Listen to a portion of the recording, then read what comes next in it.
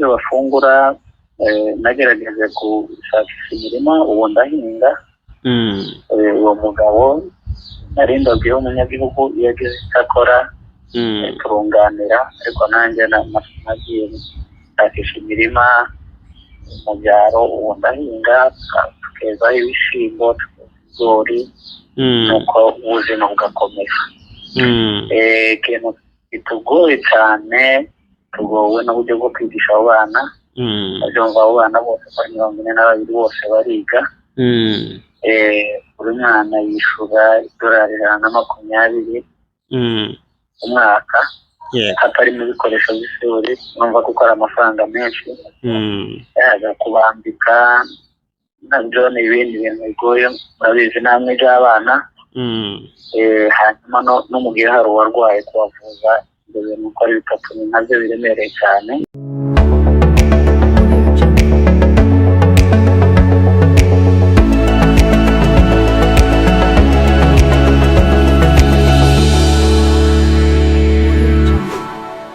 Turabasuhuje bavandimwe mukomeje gutega amatwi televiziyo TVS ni Ivan kuri mikro. Ubu tukaba twakubitiye mu gihugu cy'Ubugande aho turi buze kuganira na Pastor Moise Nkunda Mudagiri araza kutuganirira kuri bimwe mu byo asanzwe akora muri icyo gihugu. Pasteri akaba ari umwe mu mpunzi z'abakongomani zavuye mu gihugu cya Kongo, baraza kubituganiriraho.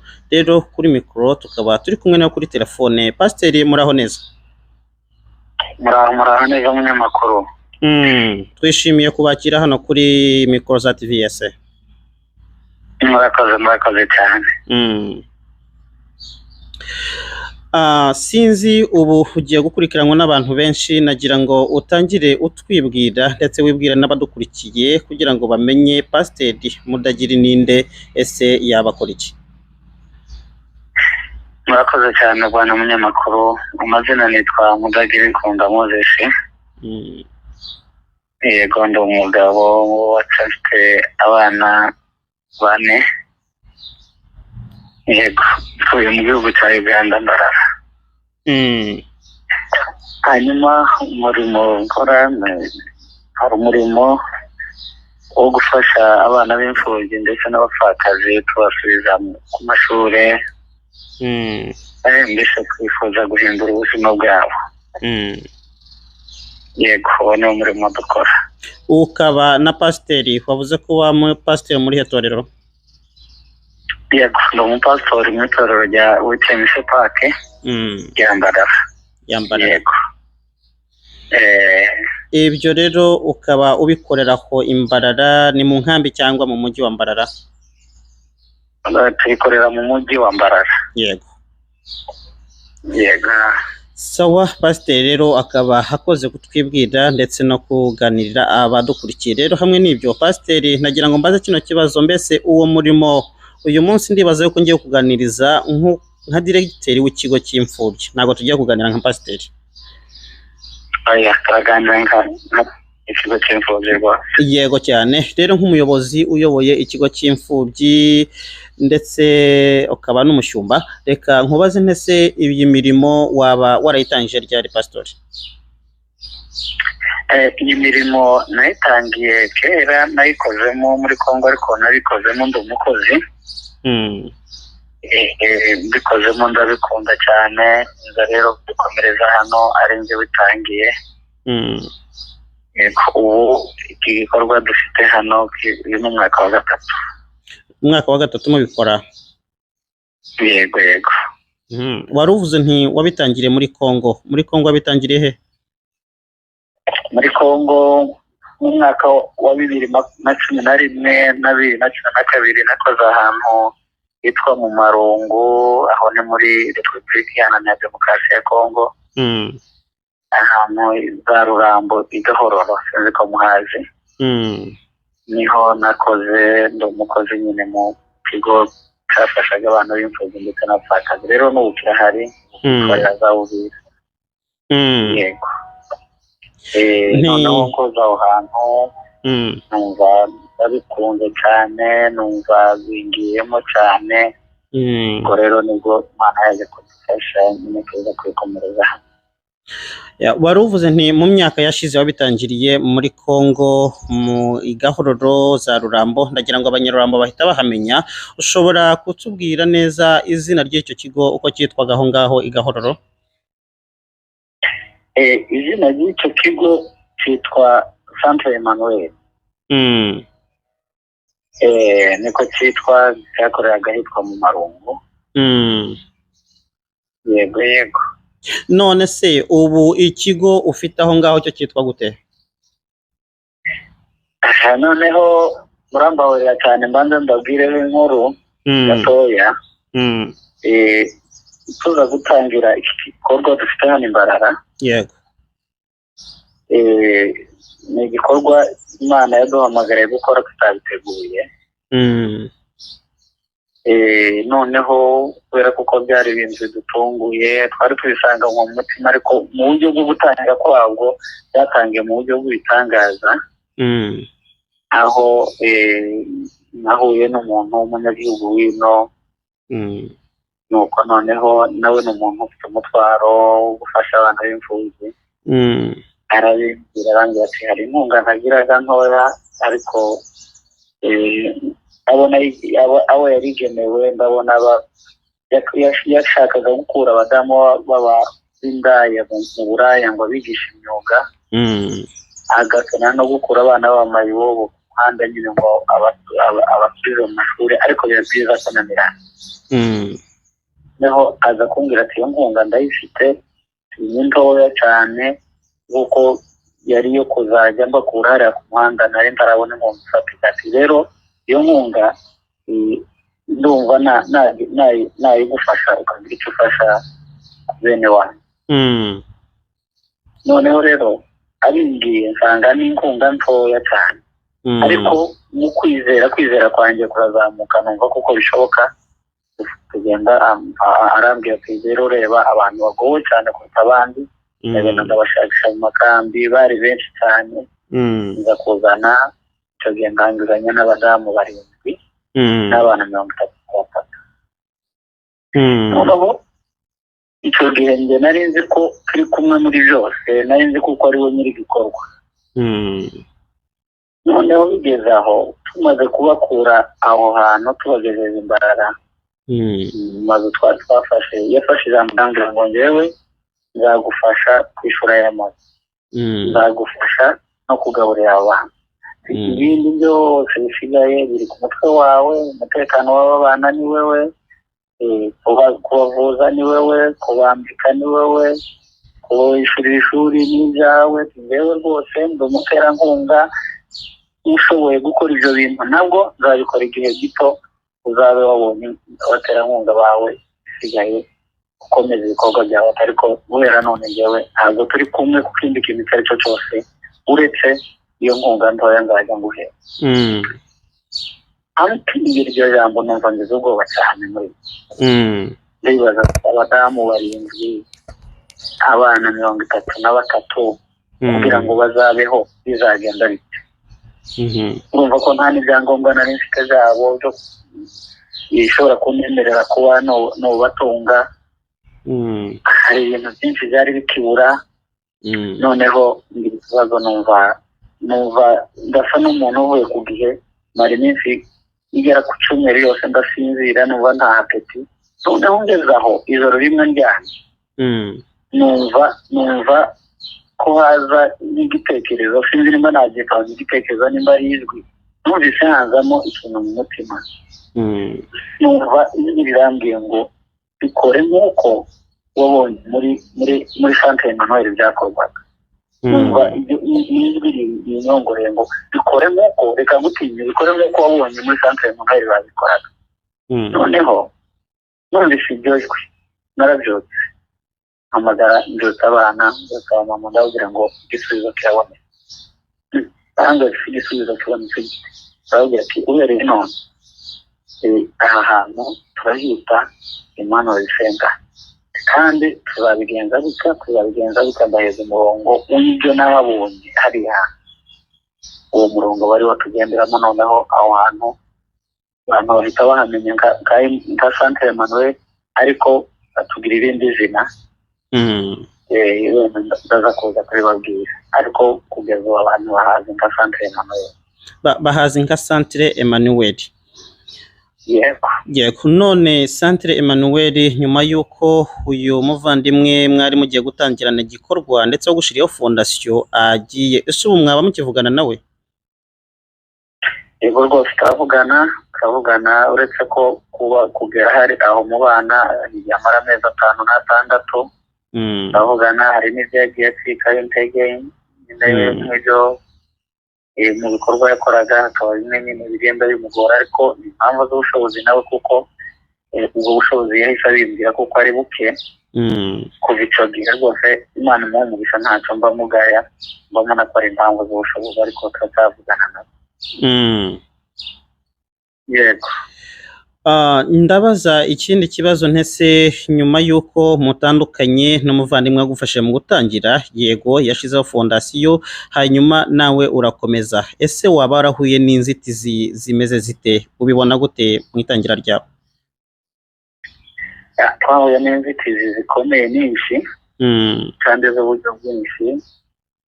Inzitizi ya mbere twahuye nayo kubita, twahuye n'inzitizi zo kurera abana bavuye ahantu hatandukanye, bafite imico itandukanye, abana b'imfubyi, abapfakazi, bafite ibikomere bitandukanye. Icyo kintu cyabanje kutugora cyane kuko muri abo bana dufitemo abana badafite ababyeyi bose, tukagira abana bafite ba nyina twazanye, kuko twagiye dufata abadamu bakiri bato tubazana n'abana babo. Hakaba n'abandi bana twagiye dufata bafite ba nyina, ariko ugasanga ni umudamu ufite nk'abana 9 kubera kubyara indahekana. Noneho tubazana bose tukamufatira nk'ababiri. Urumva dufitemo abana b'uburyo butatu. Dufite abana bafite ba mama wabo hariya ariko b'imfubyi, tukagira abana batari kumwe na ba nyina hariya ariko babafite, tukagira rero abana badafite nyina na se. Rero abo bana kugira ngo tubashyire ku murongo, iyo niyo mbogamizi ya mbere twahuye nayo. Ariko iyo Imana yaje kudufasha iza ku murongo, kubera kuko twabigishije gusenga bamenya Imana, ubu bari ku murongo. Tuza kongera guhura n'indi mbogamizi, baje gutangira amashuri kugira ngo tubashyire ku ishuri nk'uko nabibabwiye. Uwo muntu wafashije mu bijyanye n'ishuri nta kintu yigeze amfasha kuva twatangira kugeza ubu. Kugira ngo abana bige iyo ni imbogamizi, kugira ngo abana bavurwe n'indi mbogamizi nagize, kugira ngo abana bambare n'indi mbogamizi nagize. N'izo mbogamizi ni n'abashinzwe. Yego, ndabizi nanjye ndabyumva. Birashoboka yuko abantu batabayeho imfubyi ari bekeya cyane muri iki gihe, kandi bikaba ari ibintu bigoye. Ndabaza nese kuba ufite abo bantu bangana batyo, mbese kuva mwatangira kugeza ubu nyine mwaba mumaze kugera ku mubare ungana iki w'abana mufite aho ngaho? Yego, murakoze. Ubu dufite abadamu b'abapfakazi 9, tukagira abana 42. Yego. Abo nibo bantu abadamu b'abapfakazi 2 ku bari basanzwe, bashobora twongeraho abana 9. Kuko twari dusanganye 33. None rero muri rusange ubu bose ni bangahe mufite aho ngaho? Ubu muri rusange ni ukuvuga ngo mufite abantu 51, barimo abapfakazi 9 n'abana 42. Yego, urakoze cyane bwana muyobozi w'ikigo cya Emmanuel. Noneho reka tuze kuvugana, ntese haba hari imigenderanire mufitanye na Emmanuel yo muri Kongo ndetse n'icyo kigo cyawe? Oya rwose nta migenderanire n'imwe dufite, uretse ko ari abantu twakoranye tuganira bisanzwe, ariko nta mikoranire dufite nabo. Uraho i Bugande mu gihugu cy'amahanga, uri impunzi, ntufite ibyangombwa by'icyo gihugu. Ni gute byabaye ko ushobora gukora ikintu nk'icyo mu gihugu cy'abandi kandi ukabigeraho? Nashatse ibyangombwa, icyo gikorwa kimaze kuba, nashakishije ibyangombwa ndabibona nubwo ntarabona byose byuzuye ariko iby'ibanze ndabifite kubera kuko ino tuhamaze igihe nubwo kitaraba igihe kirekire n'igihe mpamaze hafi imyaka 10 nagerageje gukora ibintu bidashobora kuba byateza ikibazo by'ibanze. Yego urakoze cyane bwana muyobozi, reka nongere nkubaze nese ubu ufite ibyangombwa n'abantu 51 bari ku mutwe wawe, ese hari umuntu waba uri ku ruhande mufatikanije icyo gikorwa? Oya, nta muntu n'umwe turi kumwe, ariko kandi turi kumwe n'Imana. Kumwe n'Imana rwose. Ibikorwa hari abandi banyamakuru twaganiriye nk'uko twaganiriye namwe, abantu bamwe bagenda bamenya ibikorwa, n'ubu hari abicara ukabona batekereje abana, Imana ibaha umugisha aho bari, ariko nta bantu ushobora kuvuga bari permanent mu buryo ngo mfite abantu runaka ntabo. Yego. Akenshi mu bantu bakoze ibikorwa nk'ibyo duhereye mu myaka y'ibihumbi 2003 twavuga cyane nk'igihe jenoside yabaye mu Gatumba abantu bakicwa, icyo gihe habaye ibigo by'imfubyi by'abanyamurenge kandi ugasanga bifitwe nyine n'abandi banyamurenge. Abo ngabo bagiye babona inkunga zivuye mu mahanga. Ese wewe kuki udatekereza ku nkunga zishobora kuva mu mahanga kugira ngo ibyo bintu urebe ko wafasha abantu ufite abandi bagufasha kwirengera uwo mutwaro? Ego, murakoze. Mu by'ukuri ndabyifuza, nifuza ko nshobora kuba nahabona abantu bishobora kuba twafatikanya bavuye mu mahanga nk'uko mwari mubivuze, uretse ko bitarakunda ntabwo ndabasha kubona.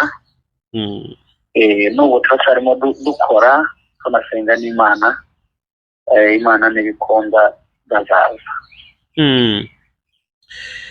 Urakoze cyane bwana muyobozi wa Emmanuel. Reka noneho tugaruke kuri iri jambo. Kera twari abanyamurenge benshi bari muri Kongo mu gihugu, ariko ubu hari abanyamurenge benshi bari mu bihugu bibanyi cyangwa se ibihugu byo hanze ya Kongo, kandi benshi bakaba bari mu mahanga nko muri Amerika n'i Burayi. Abo nabo hari icyo bashobora kuba bashoboye.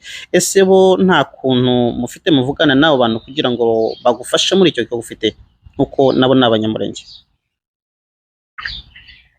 Noneho iki gikorwa ni igikorwa ntekereza ko gikorwa n'umuntu ufite umutwaro. Mu by'ukuri abantu babizi ibikorwa batekereza ko si benshi cyane, ariko kandi barahari. Ariko ibi bikorwa ntekereza ko ari ibikorwa bisabye ubwitange bukomeye cyane. Rero ntekereza ko bishobora kuba byakorwa n'umuntu ufite ishaka rya mwene wabo, ishaka ry'aba bana badafite base, ishaka ry'abana bandagaye mu mihanda badafite ikibigisha. Ni umuntu ufite ishaka ushobora kuba wabikora. Niko mbitekereza, si buri muntu uwo ari we wese. Yego, urakoze cyane. Reka noneho twizere yuko nabo bashobora kuzagira ishaka bakagutera inkunga kugira ngo icyo gikorwa gikomeze kizamuke. Reka nkubaze nese ubu byaba bimeze bite kuri abo bantu 51? Ese bafungura bate, bajya ku mashuri bate? Murakoze cyane. Abo bantu n'ubu bakaba bafite uburyo bafungura. Nagerageje gushakisha imirima, ubu ndahinga.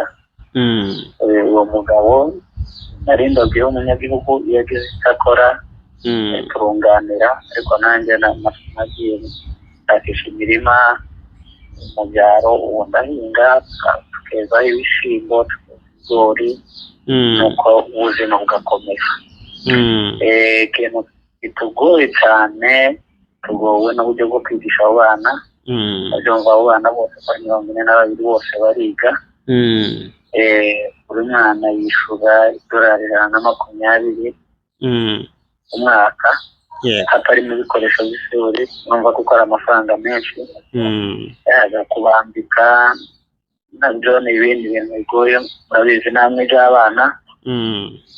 hanyuma no mu gihe hari uwarwaye kubavuza ibyo bintu uko ari bitatu ni nabyo biremereye cyane kuko n'ibyo nyine nabyo bimeze ubwo buryo nyine marinda bwiza. Urakoze cyane kuri ubwo busobanuro. Reka kugira ngo abantu barimo kudukurikira kandi barimo kumva ibyo ugenda ubaganirira, kandi twizere yuko nabo harimo abanyamutima w'ubuntu ahari bazagira icyo bakora kuri iki kiganiro. Rero reka nongere nkubaze, nese aho uri Mbarara ni mu nkambi y'abakongomani irimo ubwoko bwose bw'abakongomani, ese abo bantu waba ufite ni abanyamurenge gusa cyangwa harimo n'andi moko? Abantu mfite ni abanyamurenge bose.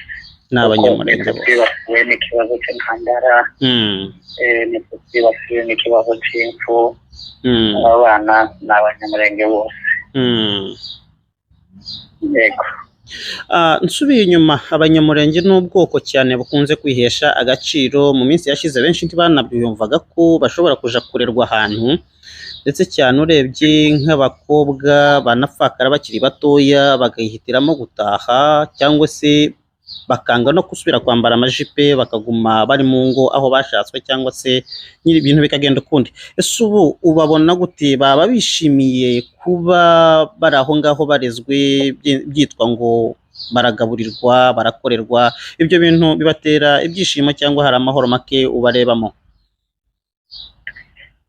Uko mbibona, mbona amahoro bayafite kuba bari kumwe n'abana babo. Ni benshi ngenda nganiriza kuko mfitemo abapfakazi bato cyane batarageza imyaka, hari bamwe mfitemo nka 2 batarageza 25, n'abandi bari aho 25 kugeza kuri 34, ngira ngo mukuru ushobora kuba afite 34. Hanyuma ibintu nabo nagerageje kugenda mbaganiriza kuba basize abana bagashakwa tukabafasha abana, ariko mu by'ukuri bakangaragariza ko ibyishimo byaba ari uko bashobora kuba baba bari kumwe n'abana babo. Ni benshi n'abo babiri nibo nakunze kuganiriza bakambwira ngo kuba abana barabuze base ntibashobora kwemera kuko bongera kubura ba nyina, kandi batarapfuye. Yego. Bivuga ngo mu by'ukuri kuba bari kumwe n'abana babo nibyo byishimo bibanze bafite, nubwo wenda ibyo mu isi bidashobora kuzura ngo bumve kuko bamerewe neza mu buryo bwose, ariko kuba bari kumwe n'abana babo rwose n'ibyishimo. Yego. Urakoze cyane bwana muyobozi, reka tugushimire cyane kandi ku mirimo urimo ukora, kandi rwose twibaza yuko abavandimwe bari buze kudukurikirana hari icyo baza gutwerera ahari kugira ngo bagufashe muri iyo mirimo yawe. Gusa ndacyakomeza kubaza, ntese ubu ufite abo bantu 50 kandi nk'umubyeyi urareba ukabona bishimye nk'uko ubafasha ibyo bintu byose. Wavuze kandi ndi umushyumba w'itorero, hari igihe mufata cyo gusenga muri iyo myanya yanyu? Cyane rwose tugira gahunda, icyo twashize imbere no gusenga no kwigisha abana. Uko kavuga gahunda tugira ni ukuvuga ngo igihe turimo kwiga, iyo abantu barimo kwiga, abana babyuka kare baza ku ishuri bakagaruka mu masaha 11:30. Ni ukuvuga ngo iyo bashyitse bafata umwanya w'isaha wo koga no guhanagura inkweto zabo ku bantu bakuru, hanyuma saa 12:30 dutangiye gutarama. Turatarama tukageza saa 2 zuzuye.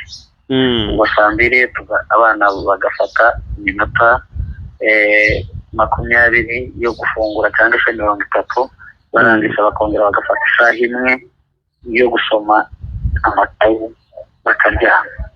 Kuvuga ngo gusenga ni ihame, aho ni mu gihe turimo kwiga, igihe tutarimo kwiga umwanya wose baba bari mu masengesho, baba basenga. Yego, kuko niko bimeze, no kuvuga ngo igikorwa cyo gusenga nicyo dushira imbere. Yego. No kubigisha ijambo ry'Imana. Yego.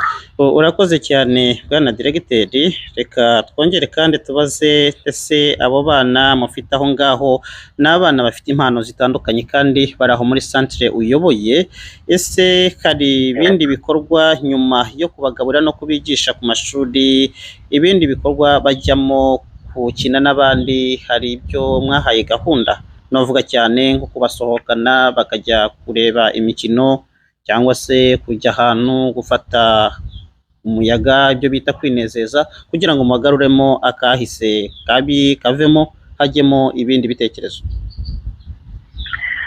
Murakoze cyane. Nubwo tutabikora muri urwo rwego muvutse rwo kuba twasohokana kure kubera impamvu z'ubushobozi ntituragera aho, ariko rwose tugira imikino, nk'abana b'abahungu tugira umupira w'akabumbu tugira ikipe yabo, abana b'abakobwa tugira imikino indi migozi, hari n'indi mikino wenda Imana nidufasha tuzabibohereza, hari n'indi mikino itandukanye tugenda dukeyaho tugashyira yo kugira ngo babashe kwishima. Yego, imikino myinshi turayigira rwose itandukanye. Oya, ni byiza cyane. Ubwo nari mbivuze nk'uko nanjye nabayeho imfubyi, ibyo bintu ndabizi cyane ko twakagombye kugenda tukajya gukina, batanatureka ngo tugende tukumva tumerewe nka nabi. Rero mbaye ngushimiye cyane ko ibyo bintu namwe mubifite aho ngaho. Hanyuma naringize nkubaze akabazo, waruvuze ni imirimo mufite aho ngaho gusa ibazanira amafaranga cyangwa se ituma mukomeje kubaho ni imirimo y'ubuhinzi. Ese ubu ushobora kutubwira neza ibyo bihingwa, mufite mashini zihinga cyangwa murahinga n'amaboko? Duhinga n'amaboko. Dufata abakozi, Imana yadufasha tukabona amafaranga, dufata abakozi bagahinga, ariko duhingisha amaboko nta mashini duhingisha. Noneho mwarangiza ibyo mukuyemo bikazajya bifasha abantu mu kubagaburira n'abanyeshuri bakajya mu ishuri? Yego rwose, ni ukuvuga ngo iyo tugeze tugasarura turabizana n'ibyo dufungura. Murakoze cyane Pasitori, Imana iguha umugisha cyane Mudagiri ku kiganiro cyiza. Gusa kandi reka nkubwire nti nyuma y'ibi wari utubwiye yuko izina rya Emmanuel ari ryo abantu benshi bazi ariko atari ryo mukoreramo aho ngaho. Ese haba hari impamvu yatumye ubihindura? Impamvu nuko ibikorwa bisa bifite n'amazina asa, akenshi abantu bagibeshaho, niko bigaragara, cyangwa se bagatekereza nk'uko mwarimu bageze hari imikoranire mufitanye na Centre Emmanuel muri Congo, n'ibyo abantu ugasanga babasha gutandukanya kubera kuko urumva n'imirimo imwe dukora n'izina rikaba rimwe. Niyo mpamvu twatekereza kuba twahindura. Urakoze cyane, Imana iguha umugisha ndetse n'abana ureze, Imana ikomeze kubarinda no kubaha amahoro yayo. Tukaba turimo tugana ku musozo w'iki kiganiro, nkagira ngo mbanze nsabe abantu mukomeje kudukurikira. Uyu ni Pasiteri Mudagiri Moise, ari mu gihugu cy'Ubugande, abamukenera rwose aho niho abarizwa, na telefone ze zirahari. Akaba hari umuyobozi w'ikigo cy'imfubyi kirimo abantu barenga 51, bakaba bagaragarizwa bose mu bintu byo guhinga n'ibyo bibatunze. Ndagira ngo nsabe abantu murimo kudukurikira kugira ngo nyaboneka iki kiganiro nyuma yo kugikurikirana haze kubaho reaction nk'uko twese ari umuhamagaro. Rero Pasitori, reka nongere nkugarukeho nkubaze ijambo rimwe. Ubu turi hafi gusoza ikiganiro. Niki wumva ko gikenewe cyane aho mu kigo uyoboye ubu ngubu? Icyo numva gikenewe, ibyo nkeneye ni byinshi, ariko icyihutirwa nuko abana bashobora kwiga bakabona uburezi, kuko ntabwo tubareba muri ubu buzima barimo gusa, ahubwo tubareba ejo abantu bashobora kuzagira umumaro mu bwoko bwacu ndetse n'igihugu cyacu. Kandi kugira ngo tugire icyizere ko bazaba ari abantu bakomeye mu gihugu, nuko tubaho uburezi. Bagomba kwiga. Numva ngo icyo nicyo kintu cya mbere.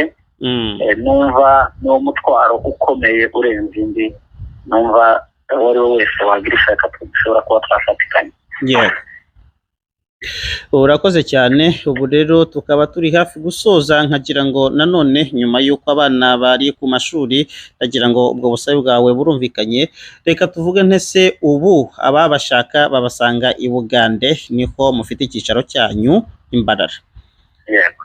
Yego, ni Imbarara niho dukorera mu mujyi wa Mbarara. Ikindi nari ngiye kubaza, ndabaza ntese ubu ijambo washikiriza abanyamurenge ndetse n'inshuti z'abanyamurenge bariho muri iki gihe, icyo wabashikiriza cy'ibanze ni iki? Murakoze cyane. Numva ntekereza ibintu nka bibiri nshobora kuba nashikiriza abadukurikirana. Mu by'ukuri ijambo rya mbere ni uko nzi neza ko nubwo ari njye watangiye kino gikorwa, ariko sinjye ufite umutwaro njyenyine. Hariho n'abandi banyamurenge benshi bafite umutwaro wo kuba bafasha abana nk'aba. Rero icyo nasabaga ni ukugira ngo umutima wagutse ushobora kuba wakwirwamo n'abandi bantu. Hari abantu bagira umutima mutoya ukwirwamo abo umuryango we, abo yibyariye, akumva kuko ari abo, mbese akumva ko ukene afite ari ubwo umuryango we kuba wabona ibyo wifuza. Ariko ndasaba abadukurikirana bose kuba bagira umutima wagutse, ushobora kuba wabamo n'abana bene abo badafite epfo na ruguru. Ikindi mu by'ukuri ndatekereza ko gukenyuka ntabwo ari ugupfa ukiri muto, ahubwo ni ugupfa utagize icyo ukoze.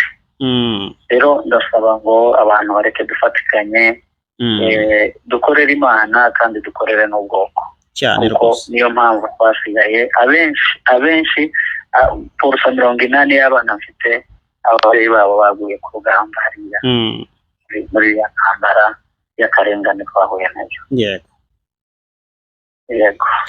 Urakoze cyane bwana Diregiteri. Ubu rero tukaba turiho dusoza, ukaba uvuga icyiza no ko umuntu yagira icyo akoze agihari, ni naho gukenyukaho ntabwo ari ugupfa ukiri muto, ahubwo ni ugupfa nta gikorwa usize. Ubu ukaba ufite igikorwa, rero reka twizere yuko hari abakuzakunganira nyuma y'ibi biganiro kugira ngo mufatikanye ndetse bakazanagufasha byinshi. Ndizera ko bizakunda. Yego. Hanyuma ubu turakurikiranwa n'Abanyarwanda n'Abarundi ndetse n'Abanyamurenge. Abo bose turi mu gihugu gisa n'igihugu cyari kimwe kiza kugaburwa nyuma n'amakimbirane dufite ndetse akomeje kurangwa mu gihugu cyacu. Ni ubuhe butumwa ushikiriza abo bantu bose? Mwabivuze neza. Twaje gutandukanywa n'imipaka, ariko kandi turi bamwe. Rwose ni imipaka ariko turi bamwe, kandi ibibazo dufite hari iwacu. Ndatekereza kuko nabo babifitemo ingaruka kubera kuko turi abaturanyi. Rero nabo icyo nabatangariza no kugira ngo dushyire hamwe nk'akarere k'ibiyaga bigari, cyangwa se nk'abanyafurika, cyangwa se nk'abantu muri Afurika. Numva nabo twashyira hamwe kuko iterambere ryacu izaba amahirwe yabo. Kandi gusubira inyuma kwacu nabo no gusubira inyuma kwabo kubera kuko turi abaturanyi. Yego, urakoze cyane bwana Pasitori Mudakiri Moise. Imana iguhe umugisha kuri uyu mwanya wari uduhaye. Murakoze cyane bwana munyamakuru, ndabashimiye cyane n'abadukurikirana bose, bifurije umugisha w'Imana. Yego, ubwo naho ubutaha. Murakoze cyane kudukurikira. Yari Pasitori Mudagiri kuva Imbarara mu gihugu cy'Ubugande, akaba rero ayoboye ikigo cy'imfubyi kigizwe n'abantu 51. Akaba hasaba yuko nyaboneka abagira icyo bashoboye bagira ukuboko kwabo bamutwerera kugira ngo abo bana ndetse n'abo badamu bakomeze ubuzima bwabo mu mahoro. Hamwe n'ibyo rero tukaba tubashimiye bakomeje kudukurikira. Ubwo naho ubutaha mu kindi kiganiro kizakurikira. Ukomeze kuryoherwa.